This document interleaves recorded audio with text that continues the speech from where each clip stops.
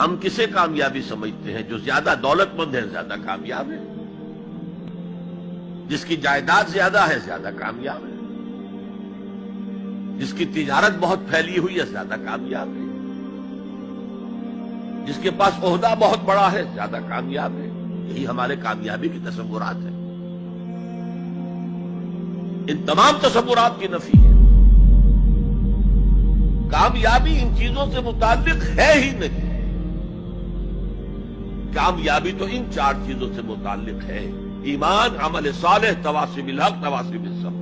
یہ ہیں تو کامیابی ہے، یہ نہیں ہے تو کوئی کامیابی نہیں۔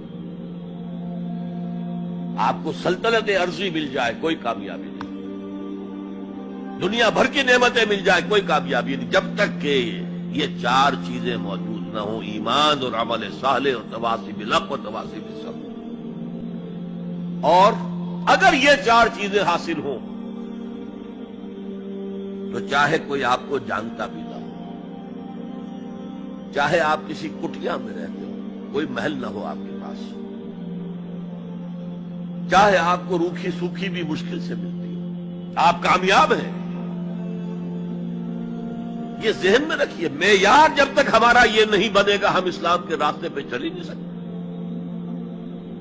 اس لیے کہ انسان جو بھاگ دوڑ کرتا ہے، جو سعی کرتا ہے، دن رات محنت کرتا ہے، راتوں کو سوچتا ہے، پلاننگ کرتا ہے، وہ کامیابی کے حصول کے لیے۔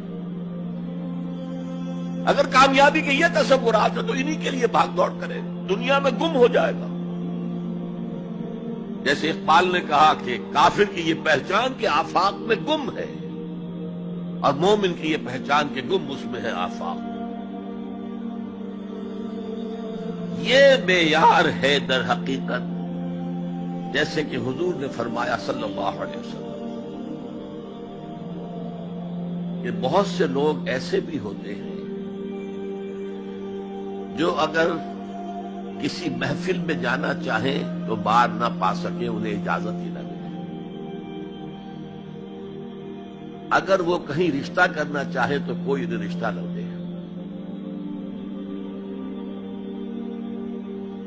لیکن اللہ کی نگاہ میں ان کا وہ مقام ہوتا ہے کہ اگر وہ بھولے سے کسی بات پر قسم کھا لیں تب بھی اللہ ان کی قسم کی لاج رکھتا ہے۔ آپ سوچئے ابو ہریرہ کا کیا مقام تھا، ابو ذر کا کیا مقام تھا۔ حضور فرماتے ہیں صلی اللہ علیہ وسلم: من کان یسرہ ان ینظر الی زہد عیسیٰ فلینظر الی صاحب ابی ذر۔ جس شخص کو اس سے خوشی حاصل ہوتی ہو کہ حضرت عیسیٰ کا زہد اپنی آنکھوں سے دیکھے تو میرے اس ساتھی، میرے اس دوست ابو ذر کو دیکھ لے۔ یہ لوگ ہیں کامیاب ترین۔ حضرت علی کی جب شادی ہو رہی تھی حضرت فاطمہ سے رضی اللہ تعالی عنہما، ان کے پاس کوئی مکان نہیں تھا۔ ایک انصاری صحابی نے ایک حجرہ دیا ہے جس میں کہ وداع ہو کر حضرت فاطمہ نے، کوئی گھر نہیں تھا، فقراء صحابہ میں سے تھے، مہر دینے کے لیے کچھ نہیں تھا۔ حضور نے پوچھا کچھ ہے علی تمہارے پاس مہر دینے کے لیے؟ اس کیا حضور کچھ نہیں میرے پاس۔ فرمایا تمہارے پاس وہ زرہ ہوتی تھی ایک؟ عرض کیا جی زرہ تو ہے، لیکن ظاہر بات ہے زرہ تو ہتھیار ہے، جنگ کے لیے ہے، جہاد فی سبیل اللہ کے لیے۔ آپ نے فرمایا جاؤ اسے بیچو یا گروی رکھو، اسے لے کر آؤ، مہر تو دینا ہے۔ کیا اس مفلسی کی وجہ سے وہ حضرت علی ناکام انسان تھے؟ لیکن واقعہ یہ ہے کہ کامیابی کے اور ناکامی کے اس معیار پر ہمارا دل ٹھکتا ہے۔ دل ٹھک جائے تو کیا کہنے، زندگی میں انقلاب آ جائے۔ میں جو بات کہہ رہا ہوں دل گواہی دے گا کہ صحیح ہے، لیکن برا نہ مانے تو میں عرض کروں گا، قرآن مجید میں ایک آیت آئی ہے کہ اے محمد جو کچھ آپ کہہ رہے ہیں صلی اللہ علیہ وسلم، کوئی بات لگتی تو ٹھیک ہے، ان نظن الا ظنا وما نحن بمستيقنين، گمان سا تو ہوتا ہے جو آپ کہہ رہے ہیں ٹھیک ہے، ہمیں یقین نہیں ہوتا۔ اور یقین جب تک نہیں ہوگا وہ آپ کی زندگی پر وہ اثر انداز نہیں ہو سکتا، وہ معیار۔ کہنے کو ہم کہتے ہیں ہمارا آخرت پر ایمان ہے، اور آخرت کی زندگی ابدی زندگی ہے، اور اصل زندگی آخرت کی زندگی ہے۔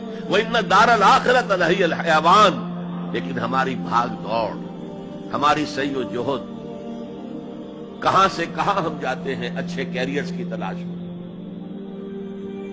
اب ایک ملک کے اندر بھی ادھر جاؤ ادھر جاؤ، ادھر جا کر کوئی تلاش کرو، ملک سے باہر بھی عرب ممالک میں جاؤ، یو اے ای میں جاؤ، امریکہ میں جاؤ، اور کتنی خبریں آتی، کتنے لوگ مرتے ہیں انلیگل امیگریشن کی وجہ سے، پورے پورے جہاز ڈوب جاتے ہیں انلیگل امیگریشن۔ کس چیز کی تلاش میں؟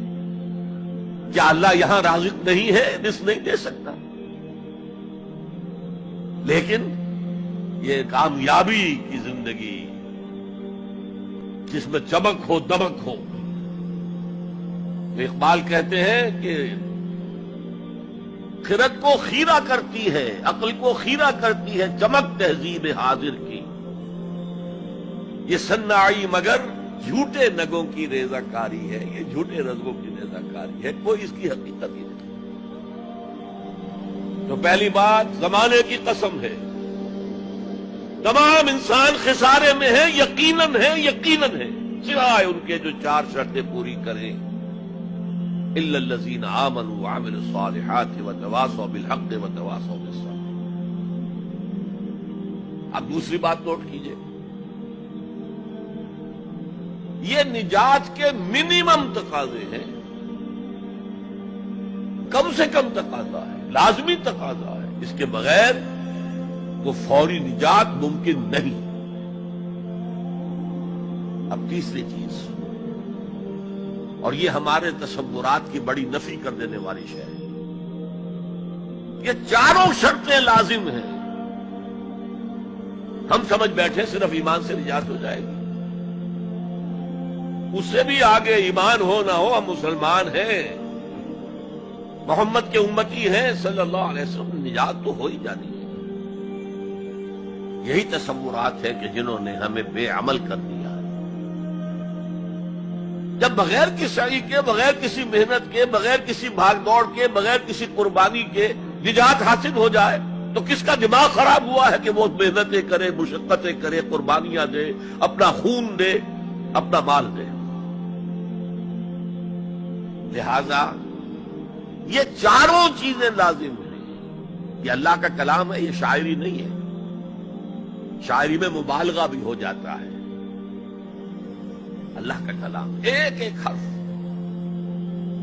جو غالب کہتا ہے کہ گنجینہ معنی کا طلسم اس کو سمجھیو، جو لفظ کے غالب میرے اشعار میں آوے، میرے اشعار میں جو لفظ آتا ہے اس کو گنجینہ معنی کا طلسم سمجھنا، یوں نہیں کہ میں نے ایسے ہی عام طور پہ وہ لفظ استعمال کر دیا۔ اب فارسی میں کہتا ہے زیرے ہر ہر لفظ غالب چیدہ ہم میں خانہ ہے، میں نے غالب کے ایک ایک لفظ کے نیچے ایک میخانہ پایا ہے، علم کا میخانہ، حکمت کا میخانہ، فلسفے کا میخانہ۔ تو یہ قرآن غالب نے تو تعلی کی ہے، لیکن یہ اللہ کا کلام ہے، یہاں ہر حرف لازم ہے۔